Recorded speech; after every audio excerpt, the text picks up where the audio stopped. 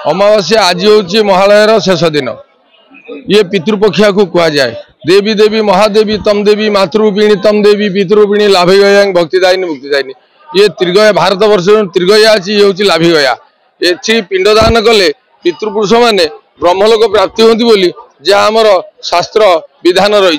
ये शास्त्र विधान रे आज हिंदू धर्मर लोक मैंने पितृपुरुषंकर उद्देश्य रे आज महालया शेष दिन रे हजार हजार संख्यार माँ विरजा क्षेत्र में लाभिगाय पिंडदान दौरान जो पितृपुरुष मैंने तृतीय लाभ करी परिवार को आशीर्वाद करी पुणी ब्रह्मलोक गमन करती जहाँ आमर शास्त्र विधान अनुसार हिंदू परिवार लोक मैंने आज पिंडदान करी माँ विरजा को दर्शन करके घर को खुशी फेरी जाऊँ। जय माँ।